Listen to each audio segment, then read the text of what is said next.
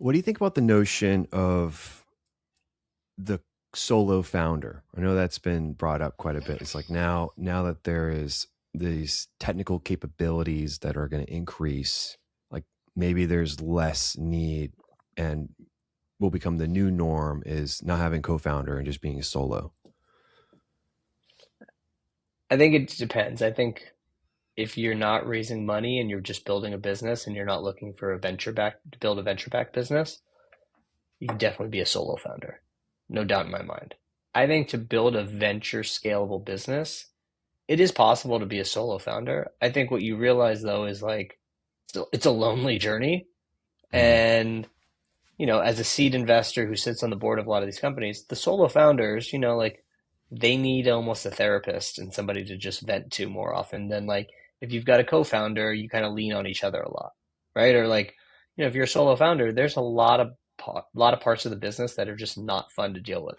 Legal, compliance, operations, HR, taxes, audit, all the stuff that's not building the real business. And so like if that's all on top of you, plus like you've got to like fundraise, sell, build an actual product, like you have a lot of other things on your plate that you can't really dump on anybody, especially in the early days.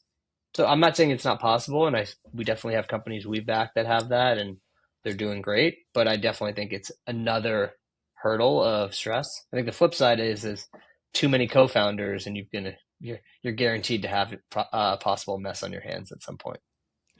Yeah, like too many chiefs, not enough Indians, and then the other aspect is like too much weight for sure. Like that's one of the main feedbacks I've heard from my experience interacting with founders at different conferences or just networking and such. Is like the co-founder is as much as like a workhorse in their own regard, but also like supporting each other emotionally because of how stressful the whole ordeal is. Like the ups, the downs, the highs, the lows. You're all over the place all the time. Like there is no baseline. Like your baseline is just got massive volatility. I think call it a So coincidence, but I moved into a new office recently that was uh, previously owned by a therapist, and it had a little sign outside that says "Click this button to let the therapist know you've arrived," and it puts a blue light on in my office. And when I moved in, I was like, I might as well just keep that because kind of feels like part of my day job.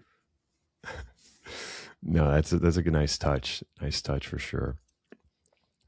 So you are seeing a, I would say, increase in stuff coming across your desk that is like, I don't know, AI enabled or AI partly developed? And are you seeing a reduction or hmm, a lack of quality, or are you seeing like it seems to be like similar quality, but as before, maybe 3 years ago, but it's just things are moving faster. If you have a lack of quality, I think things are definitely moving faster. I think you have a lot of the same things. I see a lot of companies that, they think they're the only one building something, and we've seen 50 of the same things already pitched to us that we maybe didn't even respond to. I think AI, from my perspective, is like, it's like cloud technology. Like everybody's embedding it into their workflow and into their tech stack. How were you able to build this so quickly 10 years ago was like, I built it on the cloud with AWS. Now it's like with AI, I think people are using AI in different ways, right? There's front end AI, there's back end stuff. We invest in some data companies that are building amazing things with AI from a data collection, cleaning, and quality control perspective that like may allow them to build a company that typically took 10,000 people and now we're going to do it with 50, right? So Mhm. it's not sexy AI from the end user perspective, but underneath the hood definitely gets exciting. So um, I think it's all over the map. That's exactly what drives change. Probably is the stuff way under the hood versus the stuff that you see on the surface.